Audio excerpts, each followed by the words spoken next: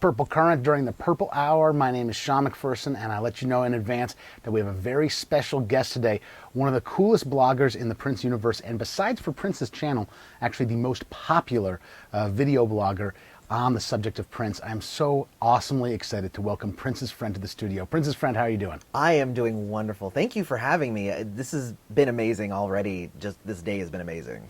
Well, I'm going to just return the gratitude, and I'm going to say thank you for teaching me. I have learned a ton through your, video blogs, through you guiding different parts of the Prince universe, and I will say you are a gentle leader. You talk about things, but you don't sort of guilt people into going, I can't believe you don't know about X, bootleg. You really say, I was really moved by what you're talking about when you were sort of going, I didn't love everything about Piano and Microphone 1983, and I've had this material before, but you also said, look, we got it. It sounds better than it ever has before. So thank you for your demeanor on your blog. I really appreciate that. Thank you for that. I mean, one of the things that I've definitely tried to do with my channel on YouTube is that, it's about being real. It's not about, putting Prince up on this pedestal and he's this perfect person. It's the faults in him are also part of the reason why he's amazing. And he's a wonderful figure to look at the history of where he's come from and where it's kind of brought him through all of his music and his rebellions and everything that he's had.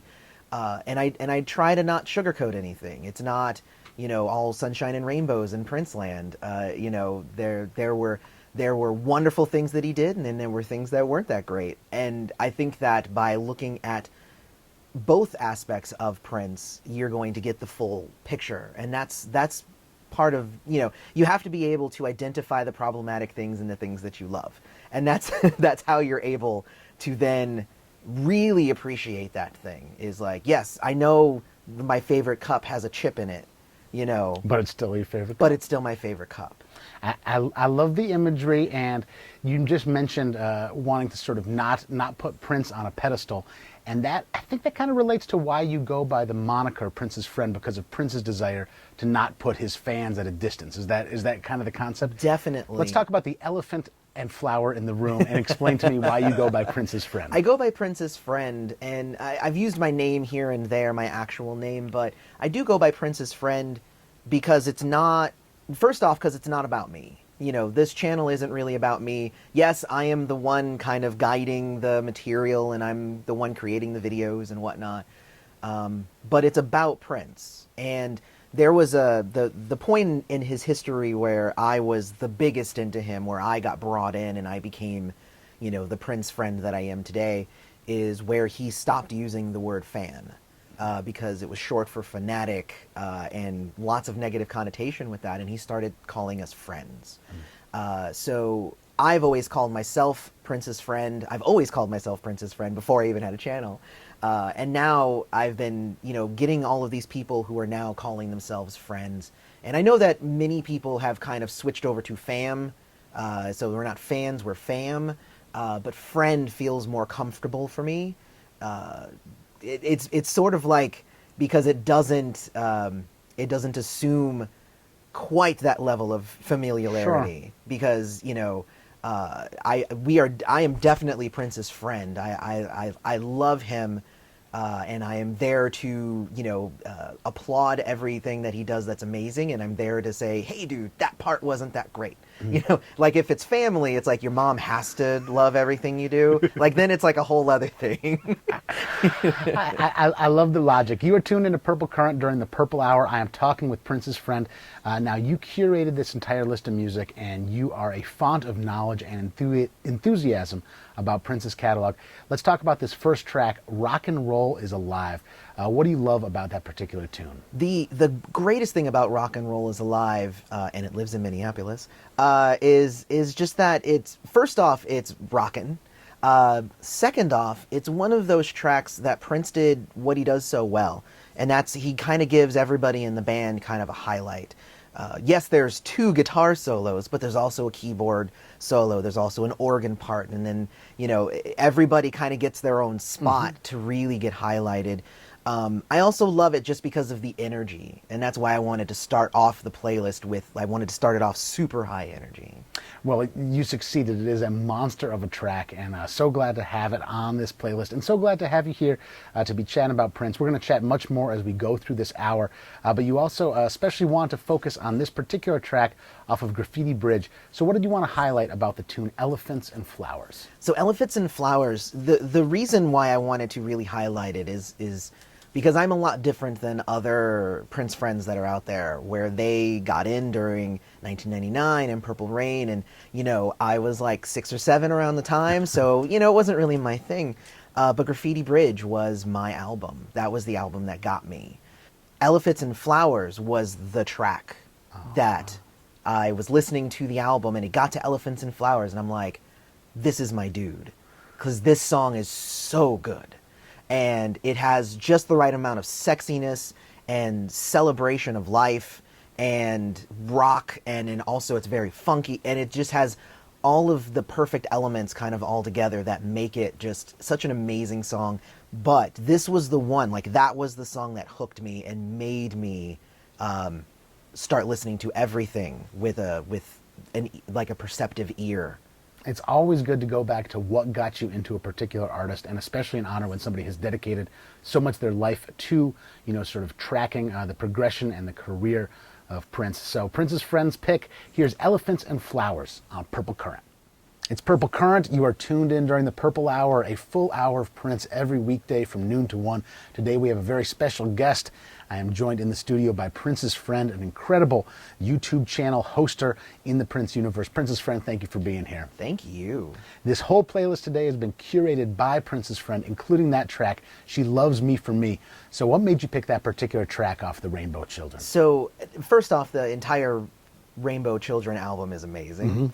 But She Loves Me for Me, I put it on there for my wife.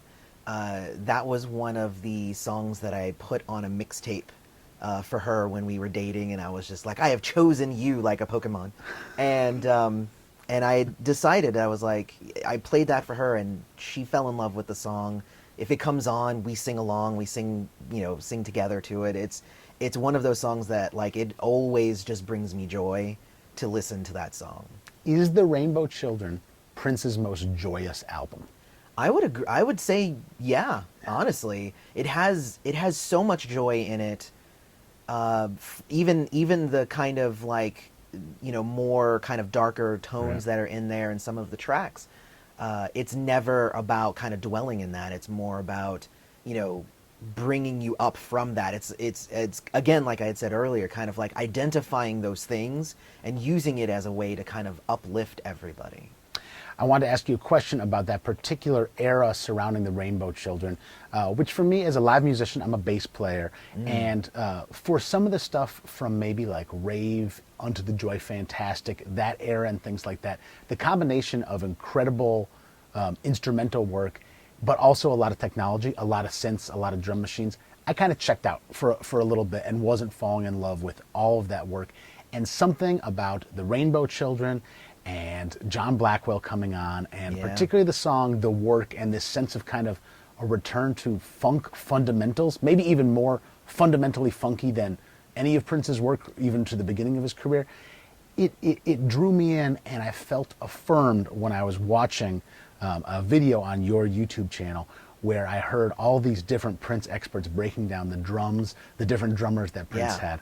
And John Blackwell did something on that record, and sometimes I wonder if that's where the joyousness comes from. I think I would agree with that, because John was always happy to be there, you know. But one of the things that was amazing about John Blackwell, you know, rest in peace, obviously, was that his play style was so all over the place. And yet it was cohesive and it worked.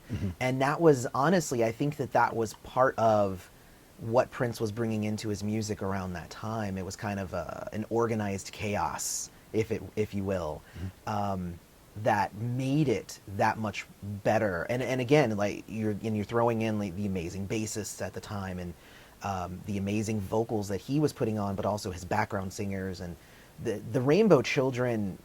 it benefited from a lot of things. It benefited from the instrumentality that was kind of coming from everybody that was kind of included on there.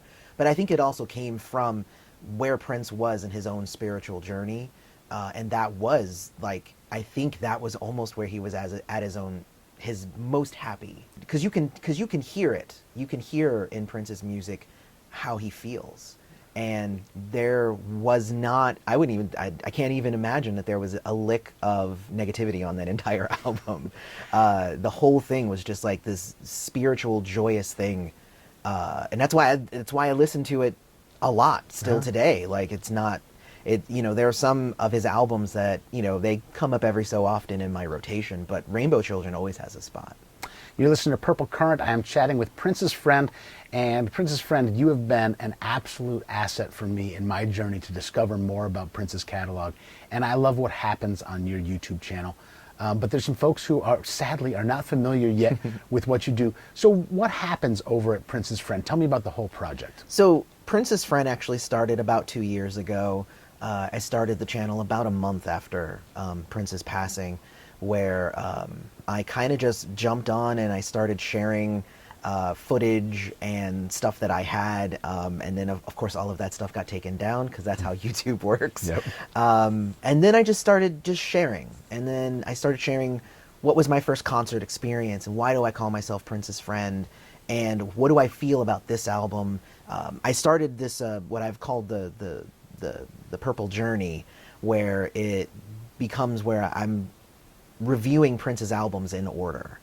So I started with For You, and then did Prince, and then Dirty Mind, and then Controversy. The last one that we just did was The Gold Experience, and it's been 2 years. So I mean, you're seeing how long it's going to take for me to actually get through all of this. But what we do there is we really try to break down not just, hey, did it have a funky beat, but also like, what did this lyric mean? Why was this beat that way? What kind of emotion was Prince trying to evoke with this particular song?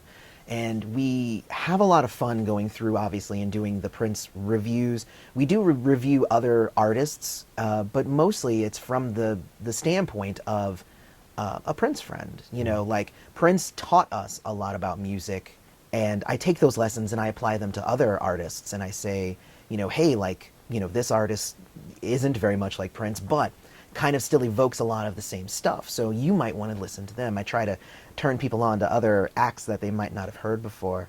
But one of the other things that I really enjoy doing is just having discussions about Prince. Right. I love talking the music, but I love talking about Prince himself.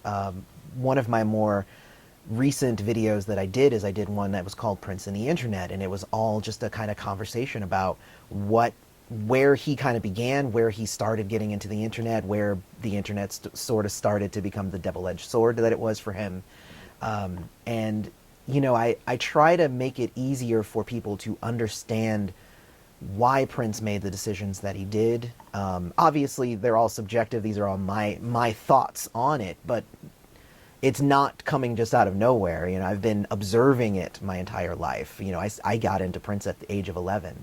Mm-hmm. So it's there, and it's kind of been in my blood, and I've always been watching, and I've always been that guy who gets his friends into Prince. I'm always the one talking about Prince, but now I actually get to do that for thousands of people, all around the world. And it's an honor because, come Celebration, we came to Celebration earlier this year, and, I had one guy from Japan, I had people from Africa who, I had people from the UK. People were coming over to me and saying, we watch your channel, keep doing what you're doing. Yeah. And it blows my mind because, this just started off as just a way for me to mourn. Mm-hmm. The loss that I was feeling, and then it became a way for everybody to collectively mourn. and it's beautiful. It really is beautiful.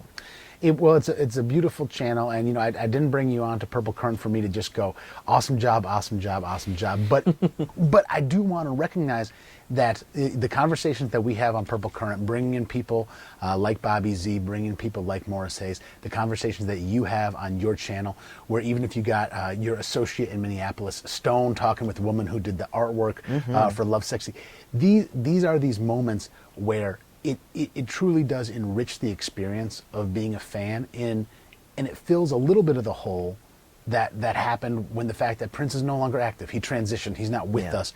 But then the conversation continues. And the way you've continued the conversation is beautiful. So I'm so honored to have you here on Purple Current. And during this Purple Hour, you are picking all the tracks. You've done a great job. We're not talking about all of them because there's so much to yap about. But you know, The Marrying Kind, Elephants and Flowers, and we just heard She Loves Me for Me. Now you're picking a track off of one of those albums that, for me, it doesn't come back to my rotation all the time. Yeah. 2010's a cool record, but like the Rainbow Children, Musicology, they get a lot more spins. Yeah. So tell me about this track, Act of God, off of 2010. The Act of God is an amazing track. First off, the 2010 was one of those albums where it was kind of a return to form for Prince, where it was him. It was him in a studio, and it was almost everything was just him again. And I feel like this album was kind of a palate cleanser almost for him to then go on and do some of the amazing things in this new decade. But The Act of God, it actually made number 3 on my list of the top 10 political songs that Prince did. And I think for me, the big thing for me is that when he wants to put a message out there and he's got something to say, he writes a song. And this song for me says so much. It talks about the housing crisis. It talks about, all of the wars that we're having. It talks about spirituality and all of the, fights within all of the religions. And it does it in such a way that you literally could just forget it and just dance. But if you listen to his lyrics, it's an amazing political protest song. Well, the man had layers, and I'm so glad for you to open up that track. This is Act of God off of 2010. It's the Purple Hour on Purple Current with Prince's friend. It's Purple Current. You are tuned in during the Purple Hour, a full hour of Prince every weekday from noon to 1. And I'm joined by a special guest. I have Prince's friend in the studio, an incredible YouTube presence who is an authority on all things Prince, including this remix of the track Space. So Prince's friend, can you tell me about this remix and this track in general? Yeah. Obviously, Space itself is an amazing song. But when the maxi single for Space was released, they had what was called the Universal Love remix. And it took the beat from Space and made it a completely different song, kind of in the vein that he did with the Get Off remix album. And it's one of the most beautiful kind of songs that it's all about. Oh gosh, it's just so good. I don't even have like enough great things to say about the Universal Love remix, but I will find some. I love this. You came into the studio like, yo man, I got this. I can talk about whatever you want. And now I got you tongue tied about this particular track. It's one of those. It's an amazing song. I love the imagery that he uses in it about painting walls around the people that he loves to save them from all of the harshness in the world. And you just heard the song. Right. It's so good. It's a wonderful song though.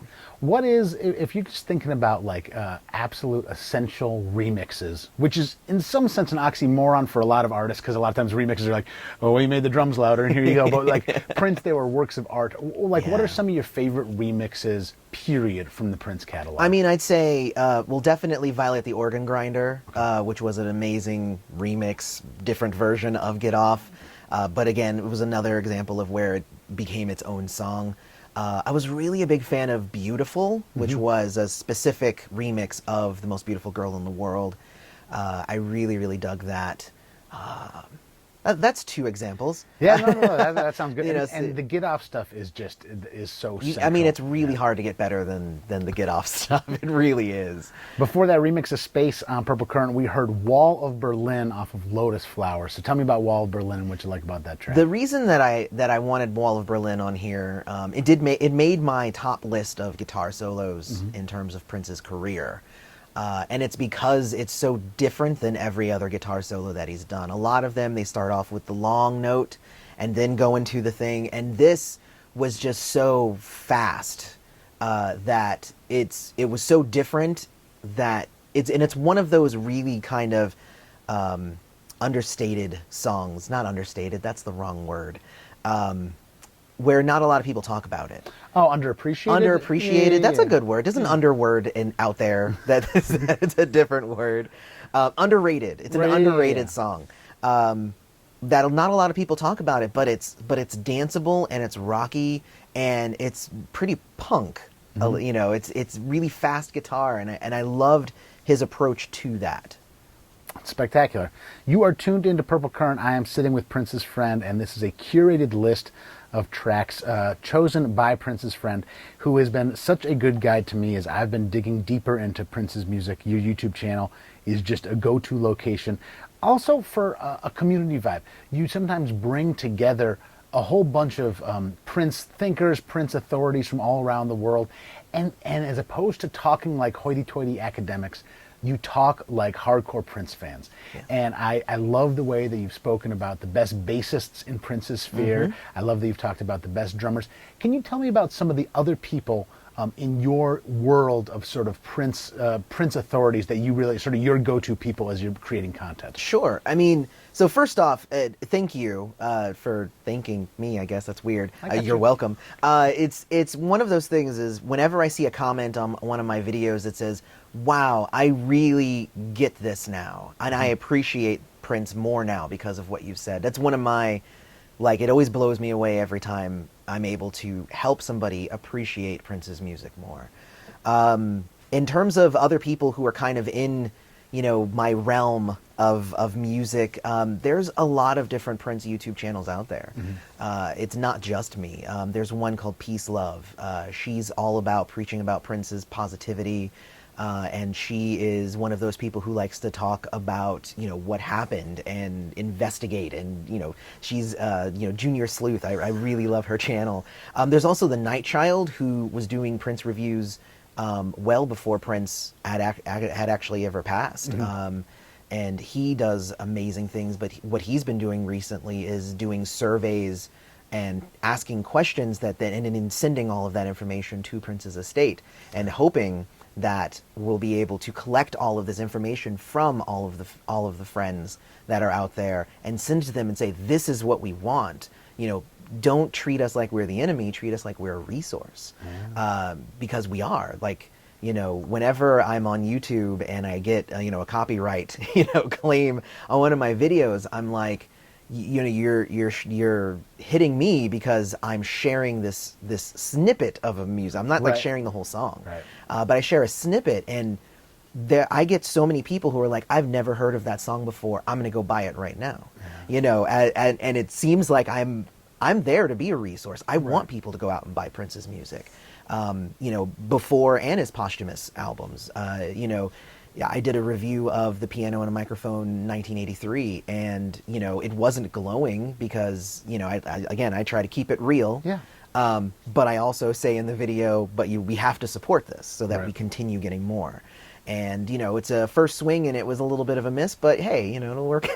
It'll work out. They'll get better next time. Well, and it's very interesting because a lot of times I follow the principle of respect the dead, right? Where you're just going like, you want to honor the individuals who've transitioned. On the other hand, when you have an artist who you've invested so much of your spirit in for so long, you want to be able to be honest about what's working, about what's coming out and what's not. So I totally appreciated your review. And again, I just want to reintroduce you. This is Prince's Friend. We're hanging out on Purple Current at nearly the close of this Purple Hour. I'm going to actually throw you a curveball before we end. I want to, not a huge curveball. I want to play Cyber Single, and I want to hear about this. This is the one track you sent me hunting for because I didn't have this particular one. Before we play Cyber Single, I do have a question for you, though. As somebody who got into Prince sort of Graffiti Bridge era and then have moved on since then, following his catalog, what do you wish you could have seen in the flesh that you were not the right age to catch? A particular tour or an album that you wish you had had on the day it came out? Well, I mean, for me, a lot of the reason that I didn't get to see Prince as much as I wanted to was because of where I live, and I live in Florida, and he came through like once.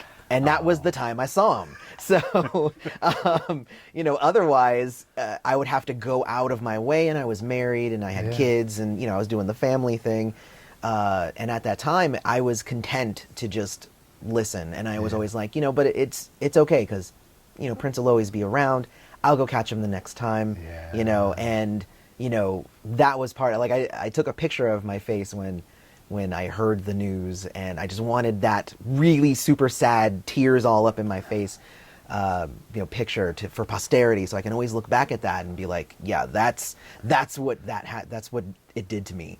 But musicology, I've seen footage of those recordings of those concerts and whatnot, and I've really wish I would have been able to get to a musicology concert, because those are amazing. And there are some on YouTube, and I won't say what channels because then they'll get taken down. But but what I have seen has been amazing. And the fact that they had the stage that was in the shape of the Prince love symbol, and that their kind of hangout area was in the stage, and I got to see footage of them kind of going through like the curly cue, that stuff like that. That was the amazing part, like the way that they set up that whole tour. I would have loved to have seen it. I saw it. Oh. Just want to make you feel bad. I'm sure you're having a spectacular Monday. Just want to front on you and let you know that I caught that tour. And it was spectacular. You got me. It has been such an honor having you in. This is Prince's Friend, a great YouTube channel. I recommend checking it out if you're trying to dig in to Prince. And let's be honest, by the numbers, you probably have checked it out. You got a lot of folks who are checking for what you do. We're going to close with 2 tracks. We'll play Free Yourself, but I also want to talk about Cyber Single, this NPG club, and I previewed a little bit of it. It sounds fantastic, and it sounds a little bit like the knight in shining funk armor. And like every once in a while, Prince would have these sort of like very decorative, ornate lyrics over like banging tracks. Oh yeah. And that's what I was getting from that. But I was unfamiliar with this song until I grabbed it for this session. So tell me a little bit about Cyber Single. Well, Cyber Signal, it's 18 years old this year, so It came out in the year 2000. It can vote. It can vote. It's an amazing song, but it's a great song because it's got that late 90s edge that Prince had. It got slightly auto-tuned voice, but in a rocking way, like it enhances it instead of degrades it like how some auto-tune does. But the track itself is all kind of about, freeing yourself, and like, it came out after emancipation, but it was all about, what it means to like, kind of release your own stuff. I don't know. I really dig the song, and I've been listening to it like constantly for weeks.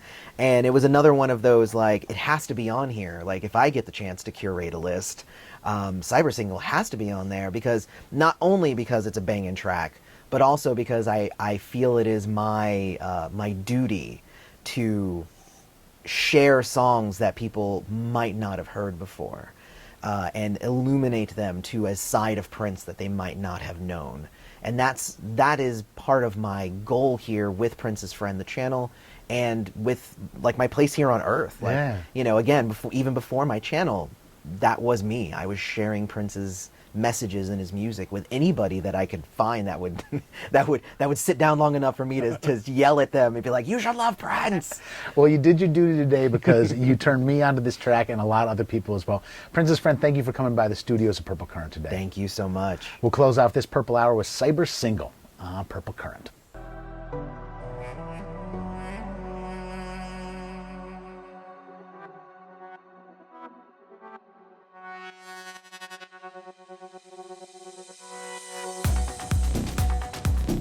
Something I don't often ask you guys all to do, but share these videos. It's super duper important, and it's what real friends do.